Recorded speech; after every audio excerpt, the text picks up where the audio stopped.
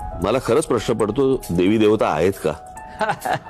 आणि एवढे देव 33 कोटी. ते जय श्रीराम म्हणतात ना, आम्ही त्यांना हरामखोरपणा म्हणतो. होय, आलेत माझ्यासोबत मुसलमान सुद्धा आलेले आहेत.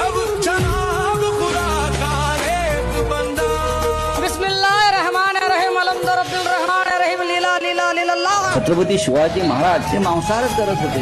भाजप कामाठीपुऱ्यामध्ये उभी आहे धंदा करा. मग देवेंद्र फडणवीस हिंदू आहेत की नाही, हा पहिला माझा त्यांना प्रश्न आहे. मुंबईचा महापौर महायुतीचा होईल, मुंबईचा महापौर हिंदू होईल आणि मुंबईचा महापौर मराठी होईल. मग गाईचं हंबरणं ही आपली राज्यभाषा होणार का?